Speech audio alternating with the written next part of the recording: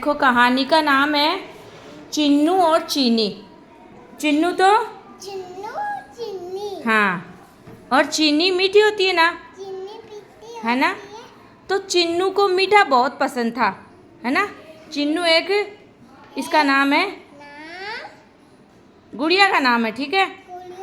हाँ, उसको मीठा बहुत पसंद था। क्या पसंद था? मीठा बहुत पसंद था। तो आते जाते थोड़ी थोड़ी चीनी खा लेती थी। चीनी कौन खाती थी? चिन्नू खाती थी ना। थोड़ी थोड़ी चीनी खा लेती थी। उसको मीठे की मन में आई, उसने चीनी खा ली, ठीक है। एक दिन उसने क्या देखा, चीनी के डिब्बे पर बहुत सारी चींटियाँ लगी हुई है ना। हाँ हाँ, उस पर चींटियाँ लगी हुई थी। हाँ, चींटियाँ लगी हुई थी। डिब्बा खोला तो चींटियाँ बड़े मज़े से चीनी का मीठा रस ले रही थी। अब चिन्नू ने जैसे ही डिब्बा खोल के देखा तो उसमें तो चींटियाँ आराम से चीनी खा रही थी। क्या खा रही थी? बोलो, क्या खा रही थी? आराम से चीनी खा रही थी ना। हाँ, चिन्नू को फिर एक तरकीब सूझी। उसने सोचा चीनी के डिब्बे को नल के नीचे रख देती हूँ, है ना। अब पानी की नल के नीचे चीनी को डिब्बे को रखेगी तो क्या होगा? चींटियाँ अपने आप चली जाएगी।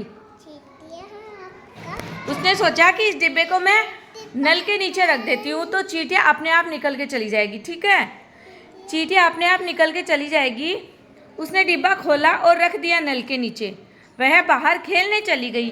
थोड़ी देर बाद लौटी तो चौंक गई। चींटियाँ और चीनी दोनों ही गायब हो गई, क्योंकि वो तो पानी के नल के नीचे डिब्बे को रख के चली गई थी।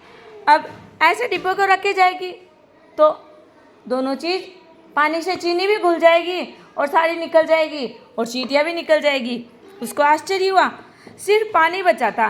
चिन्नू हैरान, मेरी चीनी कहाँ गई?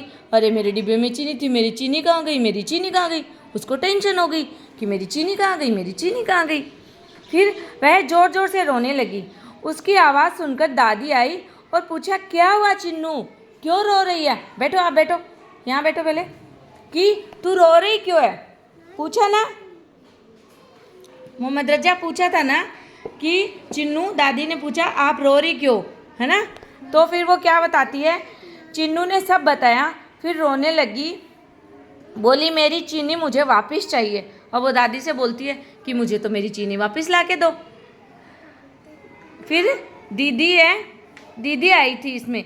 दीदी जोर से हंसने लगी। अरे आपको पता है चीनी कहाँ गई?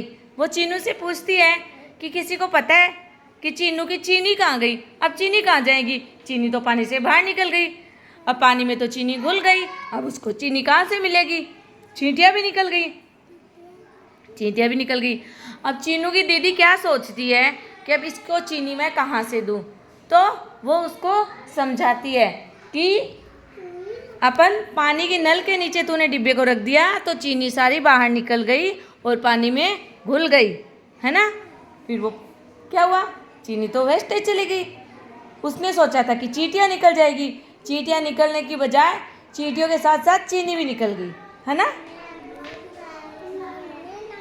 क्या चीनी भी निकल गई ना? क्या निकली पानी के साथ? चीनी। बोलो तो मुँह से। चीनी मीठी होती है क्या? कैसी होती है चीनी? मीठी होती है ना नन्नू? चीनी मीठी होती है क्या? कैसी होती है चीनी?